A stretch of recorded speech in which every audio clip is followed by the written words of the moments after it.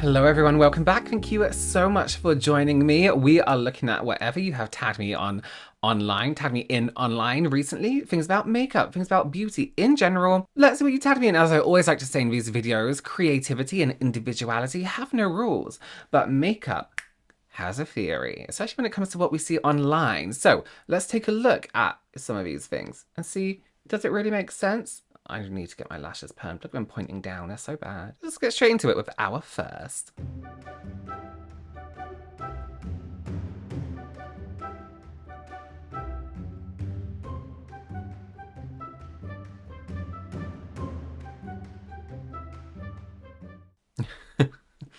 Listen, I think we have two of this particular user in this video. I get tagged in their stuff a lot, usually not on their own Instagram page. So this is their Instagram, just so you know. A lot of pages repost her content.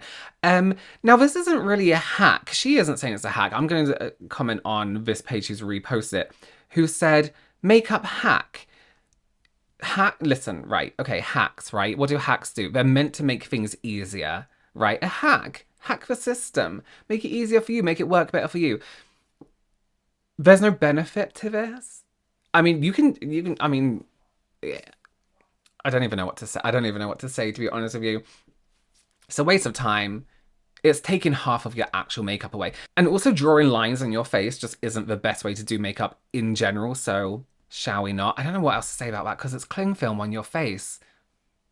We all know that shit. We've been through it already. Oh no, here we go, okay. Pretty accurate to how you'll age. I'm a dermatologist, and this filter is scary accurate. Now, I'm not a makeup guru, but let me teach you We know, trust me.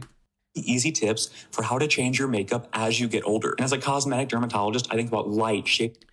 Okay, just before it goes into that, so I was going to say, as a makeup artist who deals with people and has dealt with many people with their makeup as you get older, which is a completely separate way of thinking from cosmetic surgery or injectables, anything like that, it's about light and depth and texture. The main thing about doing your makeup as you get older is texture and formula, right? And putting light in certain places. Contour all day long when doing procedures. There are 3 subtle signs of youth that your brain is picking up on, even if you're not aware of it. The corners of the eyes downturn, the corners of the mouth downturn, and the cheeks fall. If you're someone that likes a horizontal eyeliner, as you get older, you need to angle that wing upwards. That's not a horizontal liner, first of all. A horizontal liner means it coming straight out. That is a winged liner, and that they are both, in fact, winging upwards. That wing upwards. For the lips, minimize dark lip liner at the corners and consider adding highlighter or concealer at the upper lateral corner to give an upward turned smile. We've been through this many times. That pushes it down. If you lighten this area here, in comparison, this is shadowed, so it gives this look. Now, if you're lighting here and it pushes this up, then you're lifting that area. I don't know why I keep saying that. Because someone tell him. I told him. Yeah, and also, I wouldn't necessarily not deepen these areas. You can actually deepen. So say your lip is downturned like this. Let me actually grab a lip pencil.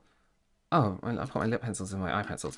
So your lip is downturned like this. You can actually deepen this area here. I'm going to do it really obvious so you can see what I'm talking about. To give it more of an uplifted look. And then I would then highlight, as we said, underneath here. So actually, deepening the outside corner, I'm going to have it on my face the whole time now. Deepening the outside corner of the lip and brightening the center gives you a 3D lip where it actually makes your lip look poutier.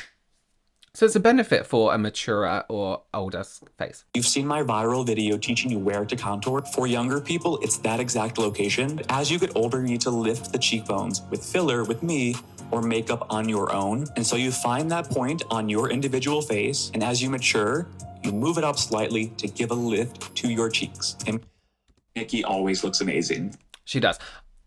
I actually tend not to contour on an older face if their concern is looking older.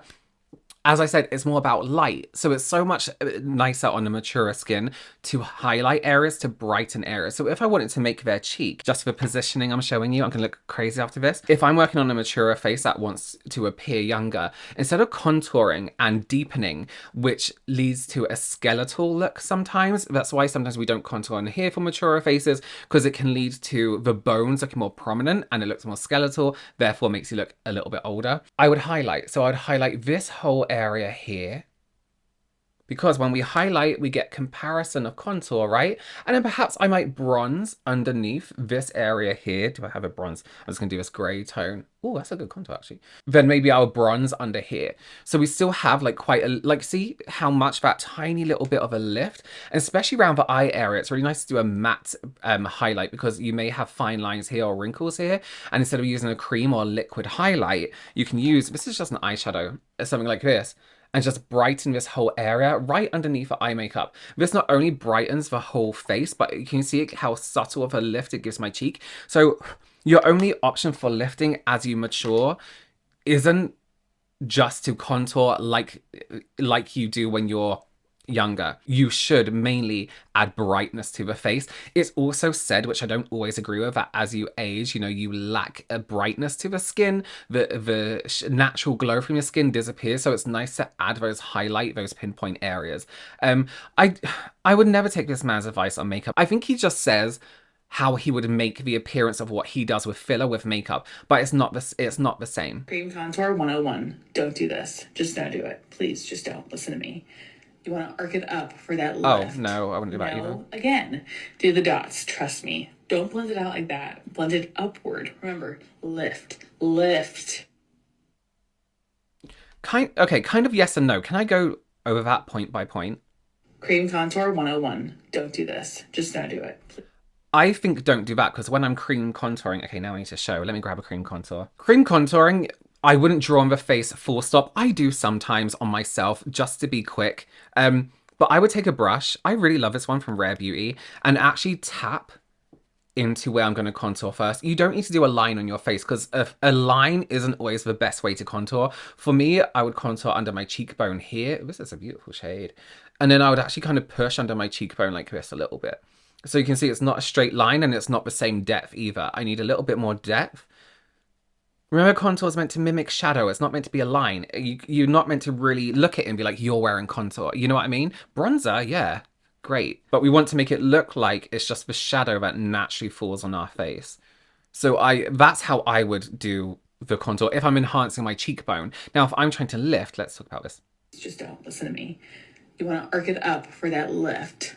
No. Yeah, absolutely. Because instead of having your cheekbone here, you're lifting it up slightly higher, and I can't really... I've got the contour and highlight on already there. Then yeah, but again, I still wouldn't draw a line like that. Around the forehead, let me just touch on this without even playing it, because I remember what she said. Around the forehead, again, there's no difference really between doing a line and doing dots. If anything, a line is going to be blended naturally, more natural. If you're going to do dots in the forehead like this, the difference... There isn't really one. It depends on how you blend. But you have to be a little bit more thoughtful when you blend the dots, because not only are you trying to blend it seamlessly into your skin, but you're also trying to blend away the dots you just made so you don't have dots. If anything, the line is kind of easier because you can blend it out into the hairline onto the forehead and then wipe away your hairline later. But I still wouldn't. I would do what I did with the brush and then tap. Tap, tap, tap, tap, tap. Remember, you're making shadow artistically. You're not just whacking it on the forehead. Both look the same, but if you're not great at blending, or perhaps your foundation formula likes to grip to product a little bit more, or you have a drier skin, the dots isn't really the way to go, because it's going to grip and it's going to stay. Again, do the dots. Trust me. Don't blend it out like that. Blend it upward. Remember. Yeah, blending upward is really nice if you do like to draw on a face, but up and out is the best way to do it, not like backwards and forwards with contour, because really you want to stop at a certain point, so let's bring it up.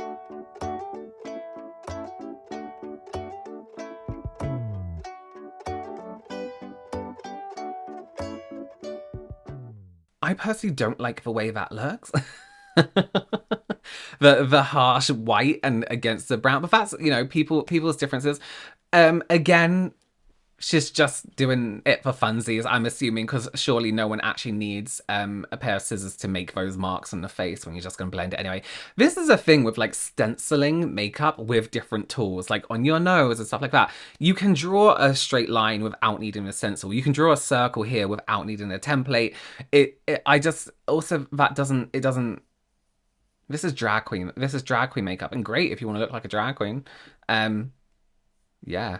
But it's not about the person, it's about the technique. Listen, so many people tagged me in that. So many people tagged me in this because obviously she's using scissors. I don't think you need any stencil or any template to do any kind of face makeup. Liner maybe, bit of tape, credit card, you know, that kind of thing. Eye makeup, but not with yeah. Okay, this one, I know this one. Please, please, this is what I always tell people about primer, and I'm just going to show this to anyone ever. The question that is being responded to here is, what does over blended eyeshadow look like, right? Listen, listen. What is overblended eyeshadow? I'm going to show you. It starts with eyeshadow base. I always recommend one that doesn't completely dry down and stays a little tacky but not wet. I'm going to give you an example. This one's going to be too wet. Grab the eyeshadow. Too wet, it's going to become patchy, and it's kind of just going to eat the eyeshadow. You can already see the patchiness, and that's going to make us just want to keep blending and blending and blending until the eyeshadow starts to dull. This is the perfect example. Let me show you a set base. Set it with some loose powder. The shadow really doesn't have anything to adhere to it, so it's just going to kind of fluff off the face. Thank you. Which then can cause us to overblend. Overblending equals patchiness and shadow changing color. Now let's grab that same color. I like to press that shadow and tap it to transition. I always find I get a smoother blend this way. Building and buffing keeps that shadow true to color and nice and smooth. Now we can do some light buffing and we're not dulling that beautiful warm pigment. Just be mindful of your eyeshadow base and just be a little bit more gentle with your blend. Now save this so you can practice it later. Rose, her advice, always so beautiful. She's a makeup artist, her brushes as well. Perfect, you need to check them out. This is why I always tell people to use something like an eyeshadow base. Okay, so the base you used before, which is pretty wet, is often why I don't like to recommend concealer as a base. And again, this isn't, you have to do this. This is general advice for everyone. Some concealer works on some people, but moisture and the skin. Remember that foundations, concealers still have hydrating ingredients. Our skin does like to absorb some hydrating ingredients differently on different areas of the face. So you see when you get that wetness and it grips on and you keep blending, you get this horrible patch. This is how I can always tell when someone has done their eyeshadow with concealer. I won't say anything, but there's this patchiness. I don't care how much they've blended. There's this patchiness to their eyeshadow and they'd be like, I think it looks fine. I'm like, no, it does look fine. But I can see it. And then people would argue, yeah, but I set it with powder. I mean, eyeshadow is powder anyway. You can still get the same results. Or they set their eyeshadow primer, which I also don't like because as Rose shows here, it just doesn't grip to that color. The point in an eyeshadow primer, and a good one, is that the eyeshadow grips and you can blend easily, but you still get that full color payoff, right? If you are not using something sticky and tacky, but not wet, you're not getting the best results from your eyeshadows, right? And then when she uses the primer, can you see it's not over blended? It doesn't gray out like to this dull shade. It's not a lighter version of the shade she actually wants. It's that full color that you get. So that's to me is why it's so important. And when I give advice, do bear in mind also, I often think about what I would do for a client, right? And what works best for them. And my main goal as a makeup artist when I'm doing a client is to make the makeup look amazing straight off the bat, but I'm also thinking about longevity and I'm also thinking long term, their skin type, how it reacts with makeup. I will always use an eyeshadow primer on anyone because it is insurance that no matter what happens and no matter how their skin is feeling that day, no matter how their eyelids are feeling that day, it's going to stay the way it was when I applied it. 6 a.m. in the morning is going to be the same. 6 a.m. the next morning if she doesn't take it off. You are having trouble over lining your lips. Press your lips together and overline the Cupid's bow. So you could bring it down right on your natural lip line. I'm gonna go over a bit, okay? Again, overline, stretch it out so it's easier for you to get a really smooth line. And just go all the way down, connecting the line. And then I like to press it together and kind of blend it in. And if you want, go in with a pencil lipstick and just press it into the center part. Give a more pinky nude. Like, isn't this so gorgeous? Beautiful. So good. Yes. How do you get your hair that shiny? It's beautiful. Stunning. I did a video recently on lip lining, and like 3 different ways to do it, but I like to do it. The advice she gave there, if you struggle lining your lips, I know it sounds really crazy, but sometimes feeling our own lip line can be really, really difficult. So to go underneath slightly like that, which is what I've done here, you can see, and then join it up is the perfect way. It's great to have those 2 starting points and then join them to the corners if you want to, like she said, overline a cupid's bow. Everything she said, yes, basically. But that's such a good tip in makeup in general, is having these starting points, somewhere to start from. That's almost like a guide, and then it's so much easier to do bit by bit rather than the whole loop, you know what I mean? And that's why in liner, when people try and do like liquid liner from the inside corner and go out, great for you if you can do that, but sometimes it's so much easier to do the flick, join to the middle, then inside corner to the middle, to have those pinpoints to get to break down that technique into smaller bite-sized bits is a great advice. Sorry, I don't know what I'm saying today. I'm so shit today. So I learned this hack from a Mexican makeup artist that claims that if you use a white base under your foundation, it'll look like you have the flawless filter on. She's done a lot of weddings and quinceaños, the Mexican version of Sweet 16. Step number 2 is to grab a much darker shade of foundation, then you apply it on top. Look how well it blends in. Then she applies concealer. Blush comes next. We blend Rare Beauty highlighter and then powder. Okay guys, I finished doing my makeup and look at this base. It looks good, but okay, so here's my issue. She didn't say this in this video, but I remember this the first time around. I should do a whole video on this. Everyone was saying how the white foundation base made... and it was different bases, it wasn't the same brand, made the foundation look flawless in terms of texture. The colour of a foundation, the colour of your base can't change the texture of a foundation. Colour doesn't equal texture. Remember when, who was it who did that thing? Anastasia Beverly Hills? No, that was Grease. So it isn't like, oh yeah, green is much more smoother than red. Green is so much more smoother than red. Actually, white is so much smoother than just plain beige. But when you mix the 2 together, it's super smooth. Like, that doesn't make sense. That doesn't make sense. Her skin looked great, but she blended her foundation shade. So the colour looks nice and smooth. But in the original versions of this, it was the texture. I need to do a whole video on this because there was a lot more to it than just that, because her makeup looked beautiful there. But some of the claims, it was more the claims that were being made where I was like, that's not right.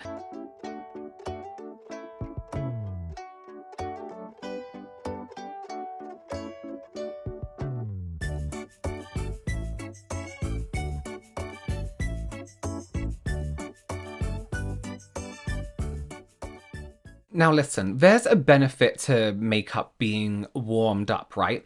But when people say warmed up, we don't mean boiled. We don't mean like on a spoon, like we're about to smoke it or inhale it.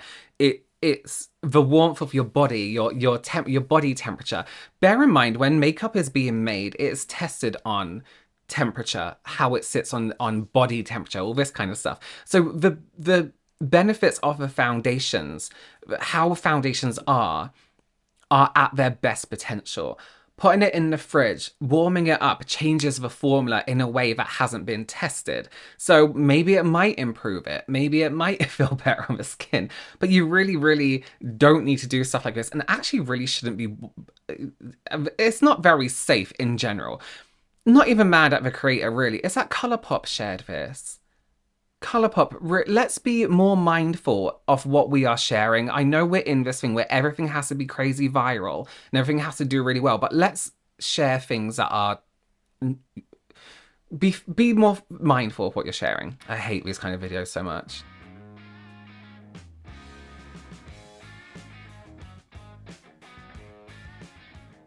So these don't really prove anything other than how foundation sits on pieces of acrylic or glass.